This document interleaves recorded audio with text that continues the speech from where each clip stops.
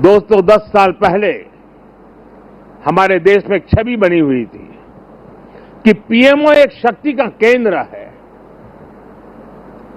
एक बहुत बड़ा पावर सेंटर है। और मैं न सत्ता के लिए पैदा हुआ हूं, न मैं शक्ति अर्जित करने के लिए सोचता हूं। मेरे लिए पीएमओ सत्ता केंद्र बने, पीएमओ शक्ति केंद्र बने, ये न मेरी इच्छा है न मेरा वो रास्ता है। और इसलिए 2014 से हमने जो कदम उठाए, आपने मार्क किया होगा, और पहले जो पीएमओ में रहे होंगे उनसे पूछ लेना, हमने इसको एक कैटलिक एजेंट के रूप में ही डेवलप करने की कोशिश की है।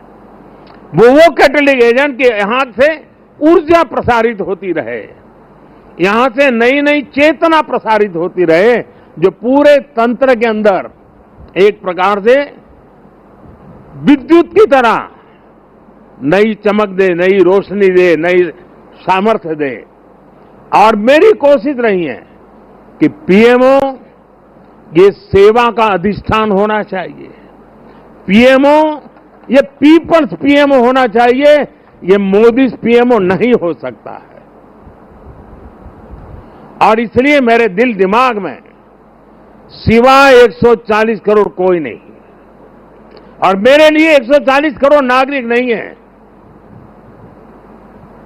मेरे लिए 140 करोड़ परमात्मा का रूप है। और जब मैं सरकार में बैठ करके कोई निर्णय करता हूं तो मैं सोच रहा हूं कि मैंने आज 140 करोड़ देशवासियों को इस रूप में मैंने पूजा की है, और उनके चरणों में मैंने इस योजना के रूप में एक पुष्प चढ़ाया है। उस भाव से मैं काम करता हूं। सरकार की बात आती है तब वो अकेला मोदी नहीं होता है, उसके जो हजारों दिमाग उसके साथ जुड़े हुए हैं, हजारों मस्तिष्क जो इस काम में लगे हुए हैं, हजारों भुजाएं जिस काम को कर रही है, एक जो विराट रूप है, उसी का परिणाम होता है कि सामान्य मानवी को भी उसके सामर्थ्य का साक्षात्कार होता है।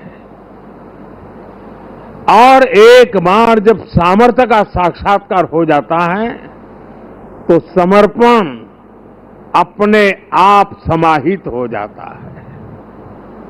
और ये पूरा 3 महीने का कालखंड उस सामर्थ्य के साक्षात्कार का,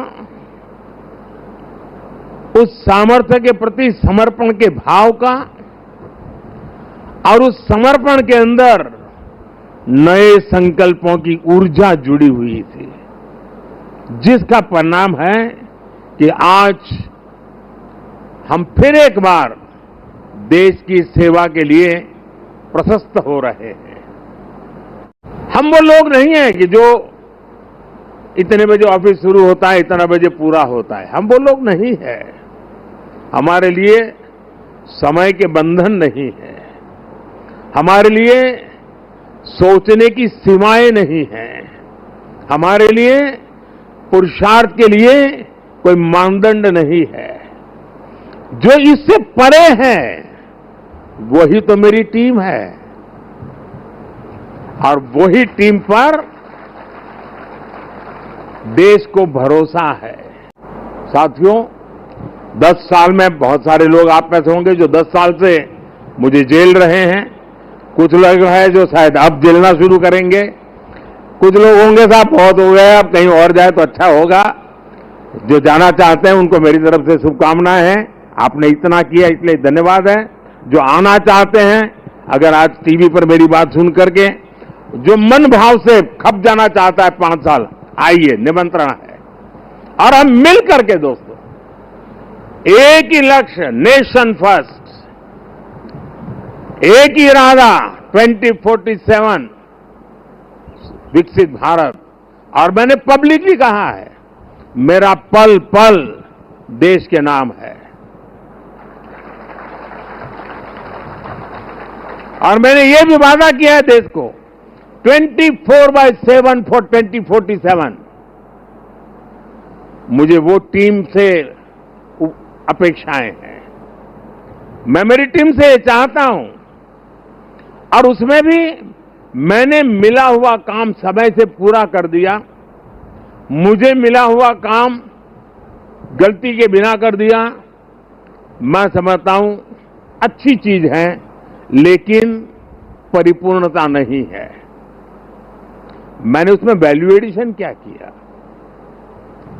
मैंने पूरा किया, लेकिन ज्यादा अच्छे से पूरा किया। मैंने पूरा किया, लेकिन आगे अब किसी के सर पे बोझ नहीं रहेगा, इतना मैंने करके रखा है।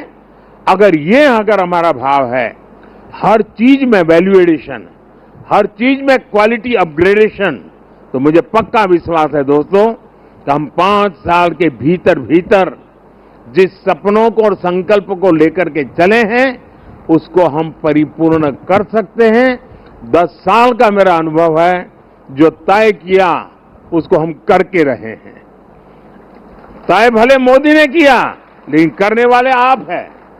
करके रहे हैं, हम सब मिलके करके रहे हैं। हम सबकी सामूहिक शक्ति का परिणाम है कि हमने एक कैटेगरी एजेंट के रूप में इसको काम किया है। आपको बहुत से लोग मिलेंगे व्यक्तिगत जीवन में, और खास करके टीनेज ग्रुप के जो लोग होते हैं, उनसे अगर बात करेंगे, अगर उस समय क्रिकेट की सीजन चलती है तो उसका मन करता है यार एक अच्छा क्रिकेटर बन जाओ। दिमाग में रहता है यार क्रिकेटर बन जाना है। एक अच्छी मूवी बड़ी पॉपुलर हो गई तो फिर मन में करता है यार ये फील्ड अच्छा है, मैं एक्टर बन जाऊं, मैं इसमें चला जाऊं। उसी समय मान लीजिए चंद्रयान की घटना घटी है तो उसको लगता है यार ये फील्ड बहुत अच्छा है, साइंटिस्ट बन जाओ। और मान लीजिए 2 महीने के बाद क्रिकेट मैच आ गई तो उसको लगता है यार साइंटिस्ट वाला तो जरा मेहनती है, अच्छा करो अपन क्रिकेट वाला हो जाए। यानी ज्यादातर वो लोग होते हैं जिनकी इच्छाएं अस्थिर होती हैं, और जब इच्छा अस्थिर होती है तो सामान्य मानवी उसको तरंग कहता है। उसको लगता है यार तो तरंग ही है, एक सुबह एक सोचता है, दोपहर को दूसरा होता है, इस पर बात मत करो यार, ऐसे ही हुड़दंगबाजी करता रहता है। इच्छा जब अस्थिर होती है तो दुनिया की नजरों में वो तरंग होता है, लेकिन जब इच्छा स्थिर हो जाती है और उसके अंदर एक लंबे अरसे तक इच्छा को स्थिरता मिल जाती है, तो इच्छा उस प्रक्रिया से गुजरती है जो संकल्प में बदलती है। इच्छा अगर अस्थिर है तो तरंग है, इच्छा अगर स्थिर है, स्थायी है, तो संकल्प में कन्वर्ट हो जाती है।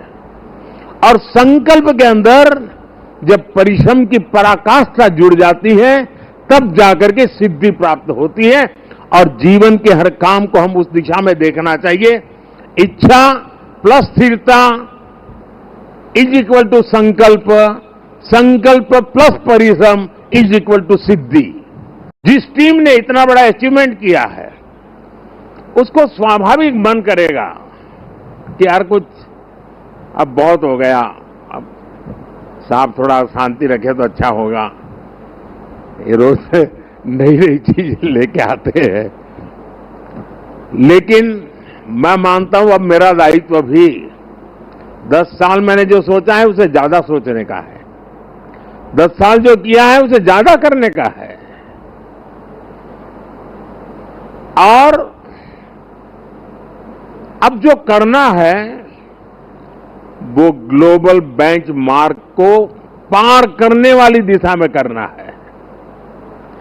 कल क्या थे और आज कितना अच्छा किया, वो वक्त चला गया दोस्तों। पहले 5 पर थे, अब 10 पर पहुंच गए, वो वक्त पूरा हो चुका है। अब दुनिया इस विषय पर यहां पर है, और ये इससे आगे कुछ नहीं है, तो उसके आगे हम होंगे।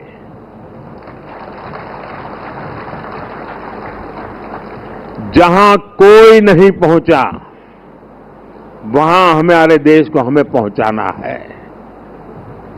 और व्यक्ति के जीवन में हो, समूह का जीवन हो या राष्ट्र का जीवन हो, जब तक वो बड़े संकल्प के साथ सोचता नहीं है, परिणाम नहीं मिलता है।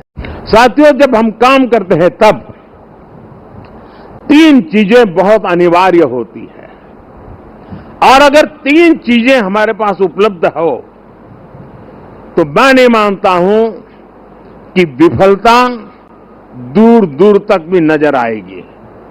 और जब मैं 3 बातें कहता हूं, एक, क्लैरिटी ऑफ थॉट्स। जहां तक इस सरकार का सवाल है, मैं मानता हूं कि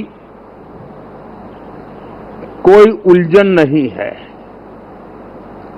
बाएं जाए, दाएं जाए, ऊपर जाए, नीचे जाए, कुछ नहीं, उसको पता है ऐसे ही जाना है और उसे पा करके रहना है। इतनी क्लैरिटी ऑफ थॉट्स किसी भी काम की सफलता के लिए सबसे पहली जरूरत होती है।